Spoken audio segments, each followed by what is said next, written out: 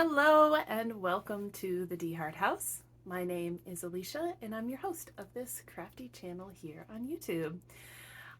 This is a wrap-up episode for my winter making list or my winter making plans, kind of wrapping up what I was able to make and finish in the winter season, what is still on my needles going forward into spring, and what just never got started.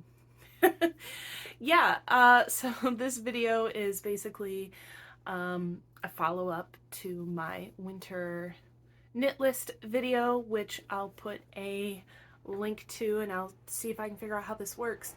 Put a link to that video right here. So if you want to see what was on my original knit list before I got started, you can go check that out on that video. And then in this one, I'm going to wrap up, like I said, what I made, what is still in progress, and what never got started. I'm very happy to report that I did finish some things on my winter making list. I was worried it wasn't going to happen, but it did happen. So first off my needles, or the first project finished off of my winter making list, is the cappuccino cardigan. And I made mine in basically black. It is a cardigan, so it is knit flat, and it has all the ends woven in, buttons sewn on. I've worn it out and about at least a handful of times, and it's really hard to show on camera, so I'm going to insert some pictures of me wearing the garment and pictures from the process of making it as I talk about it. So like I said, the pattern is called the Cappuccino Cardigan, and the design is by Knits by Summer, and I purchased this pattern off of Ravelry. I started this project on December 31st, so New Year's Eve, and I finished it on February 18th. So a month and a half-ish, which is not too bad, actually, for making a nice big, slightly oversized sweater. I made size 4 in the pattern. I can't remember how many are written into it, but I made size 4. The pattern calls for US size 7 needles, or sorry, US size 8 needles, and then US size 6 for the ribbing. But I had to go down to a US size 6 to meet gauge. So I had to go down 2 needle sizes. And not only did I have to go down 2 needle sizes, but I had to knit very tightly.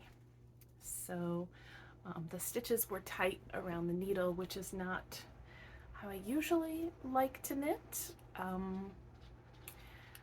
So I had to be mindful of my gauge the entire time while working on this, because otherwise, if I'm not thinking about it, I'll loosen up my gauge, and then if I loosen up my gauge too much, obviously it makes the garment larger than intended. So it took a little bit of thinking just on the mindfulness side, not that the pattern was difficult.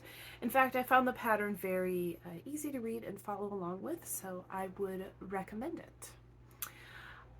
In the end, I used, I guess not in the end, let me just say, the yarn I used was Karen 1 pound, which is a 100% acrylic worsted weight yarn. The pattern is written to have a worsted held with a lace weight, and not acrylic. So I did change up the yarn composition there, but I did use a worsted weight yarn. the pattern said you might use anywhere between 1,094 yards and basically 1,800 yards, and I ended up using 1,070 yards, so pretty close in there. Of course, I was only, oh, I'm reading the wrong, no, I read the right one. So I was pretty close in there, but again, I only used the one strand of yarn, not holding it double with another. The suggested amount of positive ease is 23 to 20 centimeters, and I'd say I'm pretty close to that. I knew it was going to be a little bit oversized, plus I had modified my needle size, and I knew that that gauge wasn't going to be 100% perfect throughout. So, but it fits, it's comfortable, I think it looks nice, and I'm super happy with the finished object. I did finish a second item off of my winter making list, and that would be the Snow Matter What pattern by Sarah Shira, who is Imagined Landscapes. So this is a gnome pattern. This is from Advent last year, and I did not participate during the month of December because I had made travel plans and I just knew it was going to be too much for me to try to do the Advent knitting during Advent while driving across the country and visiting with family and doing those things. So I had already planned I'm going to do it in the new year and focus on spending time with people that I don't usually get to spend time with in person. So I put this off, and then I said, look, I need to make this in the winter months, because once summer hits, I don't know that I'm going to be in the mood to make a winter gnome. So, but I did finish it. The pattern actually, this past year, came with two. There was a snowman version and then like the gnome version. And I only made the gnome, which she has called Mr. Knightley. And so I did create Mr. Knightley. And so he is a finished gnome. And this one featured some embroidery to make some snowflake patterns. So I had a lot of fun with that. And the scarf is intended to curl, which I think is just super cute, adds some dimension. And I haven't calculated the yardages, but I mean, look at how small this thing is. It's a negligible amount of yarn that has come out of my stash. But the pattern calls for 4 colors. I only used 3. I think the 4th color comes into play with the snowman. So this is like a rust color. I forget the dyer and where I purchased it, but it's left over in my stash. The main color here, this bluish color, is actually one that I dyed. It actually makes me want to dye yarn again. Oh my gosh. And then this is just a white. Probably like a Knit Pig Stroll or something. It's just white. There's no variegation to it. And I think he's adorable. So he's going to get added to my winter gnome collection. And I add one every Advent season.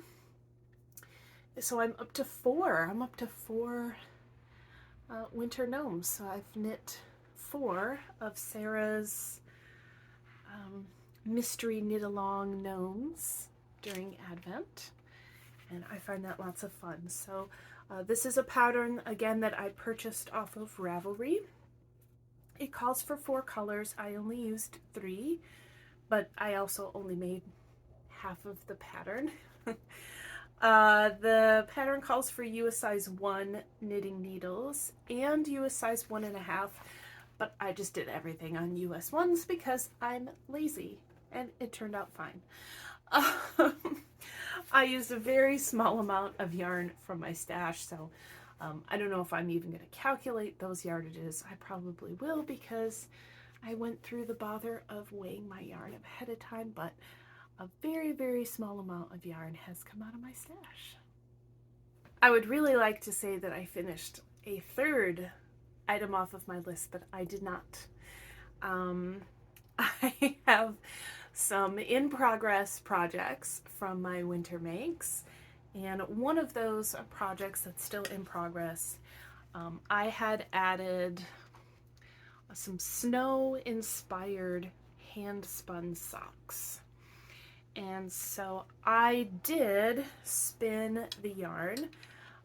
So I spun up actually yarn that I purchased from Joann's. It's K&C Cozy, which is basically roving. It's not plied. It has a very light twist to it.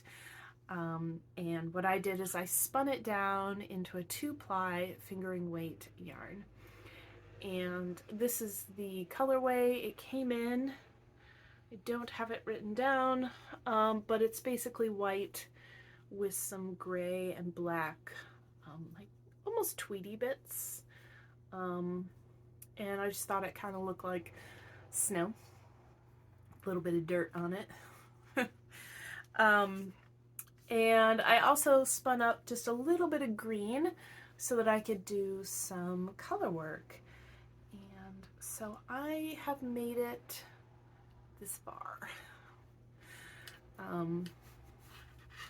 So I guess this is like half finished because I did do the spin.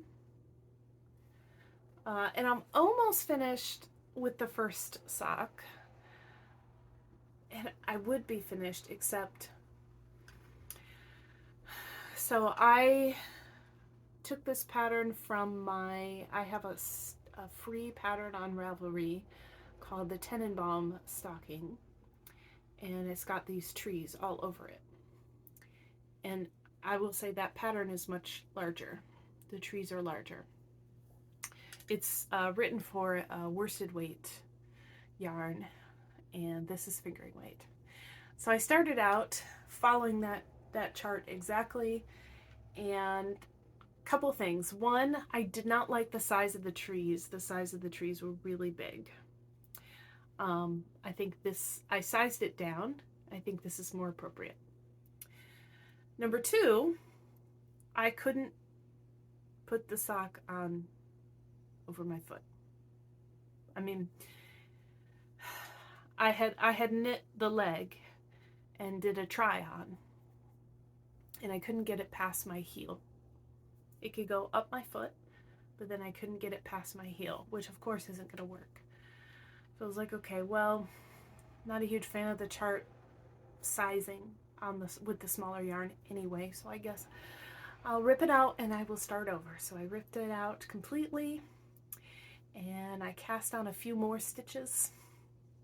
So this is a 64 stitch sock. I had started with 60. That wasn't enough. So 64 stitches on US size 1 needles.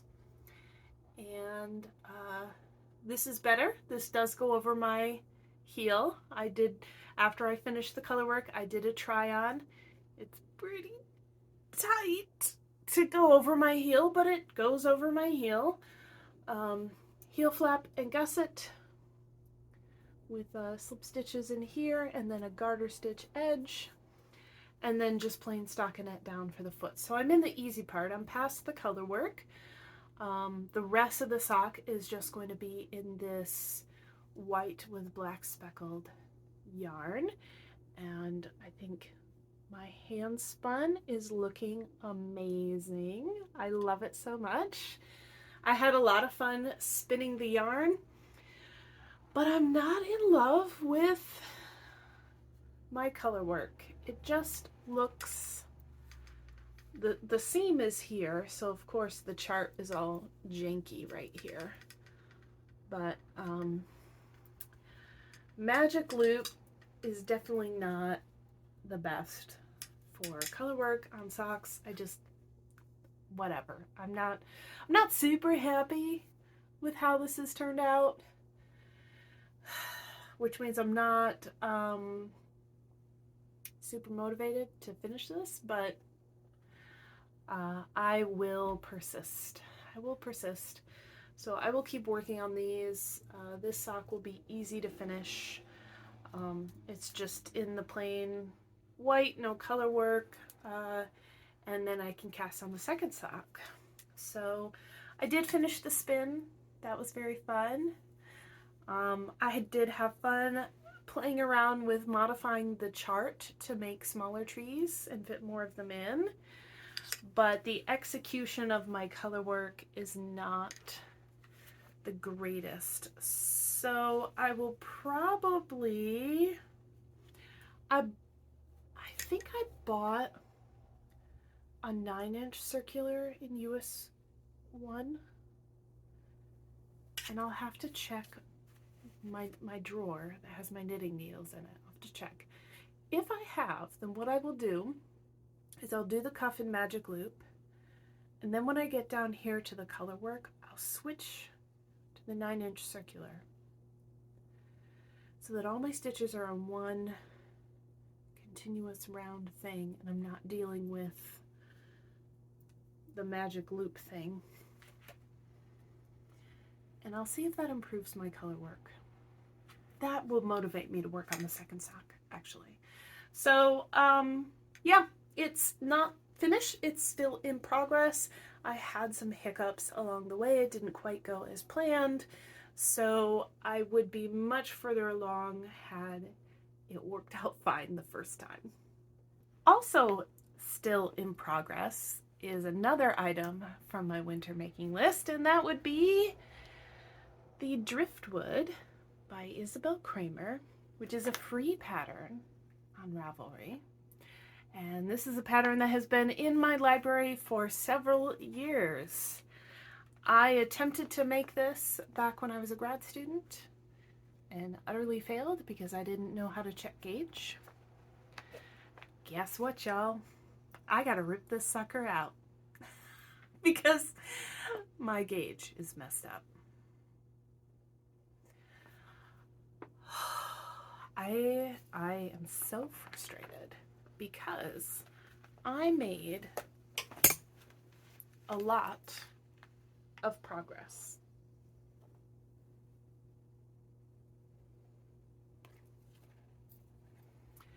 So I tried this on. I made it this far. I made it this far before trying it on. So it has this open front detail and then it joins together and you knit it in the round. I now have it on 2 needles so that I could spread this out and actually try it on. And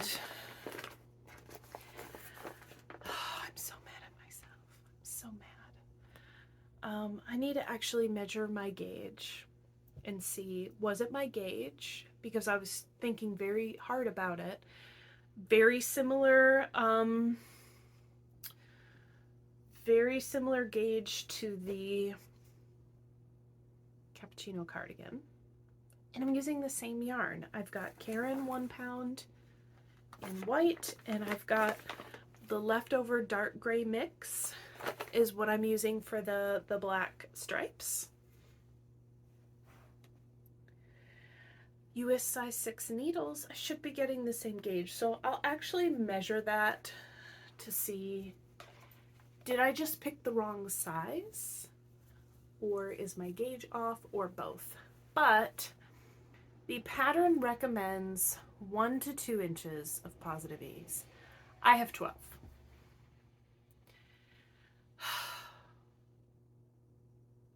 So it's not a little off.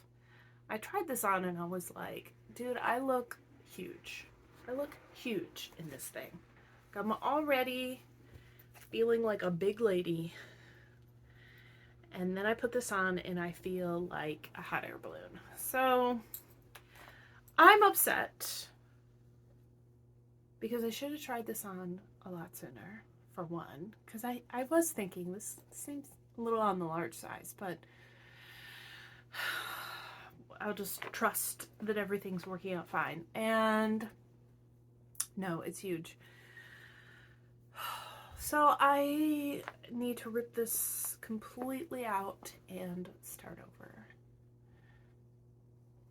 I do want this garment. I'm just very sad about this. So we'll see when I get around to doing that. But I was hoping, because I'm already, you know, a good 7 inches down past the armpit, and I think you knit until like it's 15 inches or something. I was thinking, oh, I'm gonna finish this in March. No, that's not happening. That's definitely not happening now. But yeah, the pattern itself is easy to follow, easy to read. I just need to figure out what's going on with my gauge, and I need to figure out the right size. And if it ends up that, you know, maybe I just need to switch to a DK weight yarn instead of worsted, because I honestly, I don't know that I could go down another needle size with this yarn. It's already super tight on the needle. And so I need to figure this out. So yeah, this was a full skein when I started, and now it is this floppy thing. I have used a lot of yarn already to make this thing. So this is gonna be a chore to rip out, but I will rip it out. I will put the yarn back in the skein, and I will start this over. And unfortunately, this is just how it's been with some of my garment knitting, is that I get really far in the process, give it a try on, and then find out it's not the right size, and I have to start all over again. It's very frustrating. So I will persist through. I just don't know how soon I will do that, because I've started some of my spring making for the new season, and that is bringing me a lot of joy. So next winter, this summer, I don't know. We'll see. And then last but not least, there was one item on my winter making list that never even got started. That would be the Cosmopolitan sweater by Anna Maria. It is a paid for pattern, and I did purchase it off of Ravelry. I already have the pattern, and I have the yarn. It calls for DK weight yarn. I've already purchased it. It's sitting in my stash. This is a crochet pattern, and I just never started it. So yeah, the cappuccino cardigan took up a lot of time, a lot of yarn and a lot of time, and I focused a lot on that. I did cast on the driftwood, and as you can see, I made really good progress with it. Unfortunately, I'm gonna have to rip it all out, but basically I had a lot of big projects on this list, and there was no way I was going to get to all of them, so this one just never got started. And that's it. So I had 5 things on my list, 2 of which I did complete. One is about halfway finished. One I'm gonna have to rip out and start over, so I don't know that I would even count it as anything. And then the last one didn't get started at all. So some things that I have learned. Number 1, don't put so many things on your list, because I can't possibly get to all of those things. I put 3 big garments on the list, and that's a lot to ask for in 3 months with additional things on the list. So If you haven't already checked out my spring making plans video, go ahead and check that out. You can see that I did not put 5 things on my list. And other things I've learned is that, you know, making things that are seasonally appropriate during the season is kind of fun.